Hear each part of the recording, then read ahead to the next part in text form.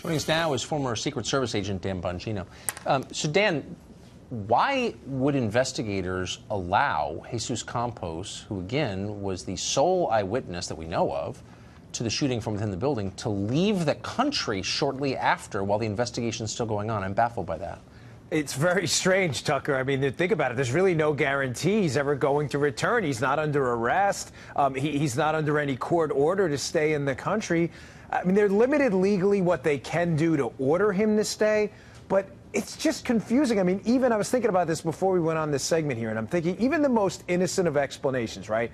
I mean, he's a witness and a victim of one of the most horrific crimes in American history. Obviously, incredibly psychologically traumatizing. An innocent explanation, maybe he has family down there he's visiting, he needed some time.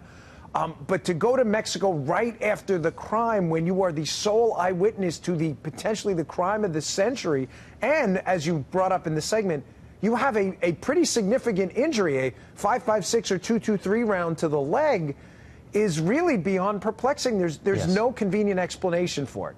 Well, I don't think it's possible. I don't think if you were hit with that round squarely in your leg, you'd be going anywhere because it would have destroyed your leg. But I don't mean to impugn the character of Jesus Campos. I don't know anything about the man. I felt sorry for him. I still do. He was injured. Sure. But the behavior of the people around him is so weird, and weird in a specific way. They're trying to control access to him. They're trying to control the story about him.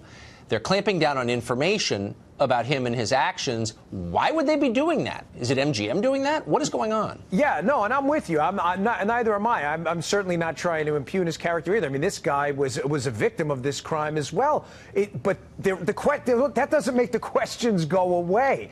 The only explanation I can think of from the beginning, the genesis of all this, this fugue state we're in right now with this, because we had more answers about San Bernardino and Orlando in 24 hours than we have had in this case in weeks, is that there has to be some kind of friction between the parent company of Mandalay due to the potential for mass lawsuits and the Bureau, the FBI that's investigating this. There's no other convenient explanation. That explains a lot of the timeline discrepancies. Yes. That also explains, as you just said, and you're correct, I think this limited and controlled access to Campos, and a reason why the parent company may not have had a problem with him leaving the country for a couple days. They may have facilitated it, abetted it. I mean, that would not shock me at all. But it doesn't explain the behavior of, for example, the Clark County Sheriff. Our producer, Charlie Cougar, called over there today to ask a simple question about licensing. This guy doesn't seem to have had a license as a security guard. You know, whatever. What are the rules? Yeah. And they were so defensive, and they yelled at him and hung up. Yeah. The spokesmen don't typically act that way when they're asked a simple question. What is that about? Yeah, well, especially from a major media outlet. I mean, it's not like you were calling from a local blog. I mean, this is a credible media outlet that reports on stories like this all the time. And Tucker, we have to remember, this is, I get it. We all respect law enforcement's role in this. We understand. But this was a crime perpetrated on the American people. People are justifiably concerned about why it happened, and we have no answers. You have to expect there's going to be profound media interest in this. And, yeah, answering like that doesn't help.